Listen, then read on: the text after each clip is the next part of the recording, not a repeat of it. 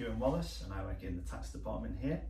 And as we approach the end of the tax year, it's important to think of a couple of things to maximise reliefs and to make any plans before the 5th of April.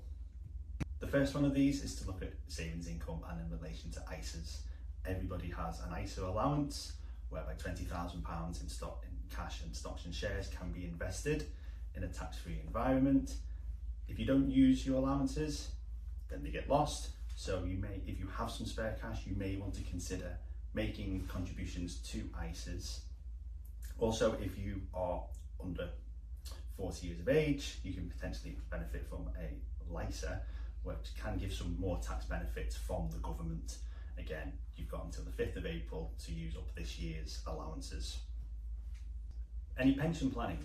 If you have some unused annual allowance, most people have up to £60,000 you can put into a pension. Again, you may have carried forward from previous years, which may be dropping it off at the end of the beginning of April.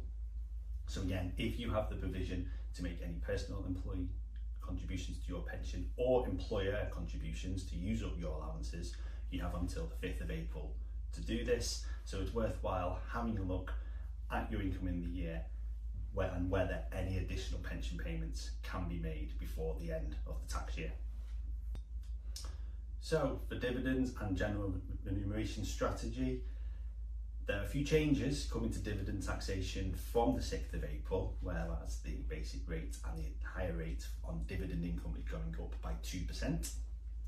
And it may be worthwhile looking now if you want to accelerate any dividend planning in this current tax year, and also consider what to do for the next tax year, because it may not necessarily be the right way of taking profits from your company via dividends. It may be cheaper overall to pay salary.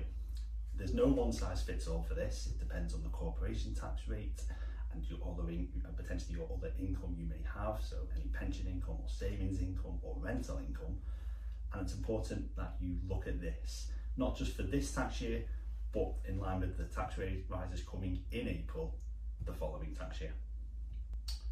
For any large capital improvements or capital allowances a company or an incorporated business might want to take, again, doing it before, if you've got the 31st of March year end for a company, or if you're an incorporated sole trader, if you are planning on making any large capital expenditure which may qualify for capital allowances, to use those allowances in terms of the annual investment allowance, which is up to £1 million, do that before the end of the tax year. It will accelerate any tax relief, and it allows for better cash flow management. This also applies to, say, electric vehicles, which can, in most cases, qualify for 100% capital allowances. So if you are thinking of potentially getting a new vehicle, if you can get that in before the end of the tax year, again, it will just accelerate that tax relief. For capital gains tax purposes, the rate of capital gains tax for assets which qualify for business asset disposal relief, formerly entrepreneurs relief, will increase in April to 18% from 14% as it is currently. Now, you probably don't have enough time to make a sale if you're not selling your company, but if you are trying to get something through, you've got to the end of the tax year before that increase in tax rate. Similarly, everybody has a £3,000 tax-free allowance for capital gains tax, so the first £3,000 of gains on stocks and shares, for example, are exempt. If you've not used it for the year, it may be worthwhile checking your investment portfolios and using this allowance, because again, if you do not use this allowance, it will just get lost. It does not carry forward to future years. If you're approaching state pension age, you may want to consider, have you got enough qualifying years to qualify for a full state pension? To qualify for state pension, you need 35 years of qualifying years, and there may be things over the past. You may have stopped working or been overseas or not paid enough national insurance maybe, and you may have gaps in your national insurance record. It's therefore important to consider this, and if needed, it can be cheaper to buy extra years via a class 3 contribution, which gives you an extra qualifying year, which may give you the full state pension on retirement.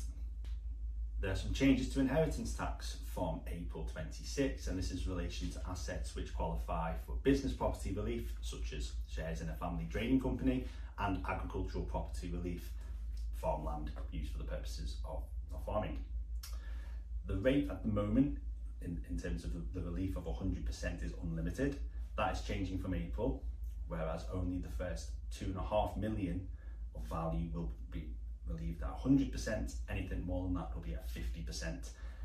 This is a slight relaxation on the original rules, which was $1 million for an individual, so it's 2.5 million now for each individual. And also, if you do not use your 2.5 million in full, it does pass on to your surviving spouse on the first death, essentially giving a married couple £5 million of allowance for, say, business property relief, which mainly would apply to our clients in terms of the shares in a family trading company. There's a very small window of planning to potentially do something if you have a large exposure to this change, and you do not have long before the change comes in on the 6th of April. Making Tax Digital, or MTD, for income tax will finally come in from April 2026. More individuals will be brought into this in 2027 and 2028, but for individuals who have sole trade income or rental income, or total gross income of those two sources of over £50,000 will be within Making Tax Digital from April 2026. This means that quarterly returns will be required. Payments not yet required to the revenue, just quarterly returns, followed by a final tax return as normal through the self-assessment process. This is a fundamental change for paying income tax for sole traders and for people who have large rental properties. So it's really important that if you are affected by these changes, that you take action now before that first deadline of filing, which will be around June, July in 2026. A change to employment expenses from April 2026. Now, this relaxation of this rule kind of came in when COVID hit 6 years ago, whereby if an employee worked from home, they could claim £6 a week as a expense for using their home as their office, essentially. The rules have been tightened, so now that it is still available, but only if the employee is contractually required to work from home. The previous relief was if they just did work from home. This is just because a lot more people than anticipated have been claiming the relief, so the revenue is scaling this back. And it's important that if you do have employees or who work from home, or if you work from home for your employer, that you understand this rule change and to see whether the £6 can still be claimed. Thank you for listening, and if anyone has any questions or queries, please do not hesitate to reach out and we'll do our best to assist.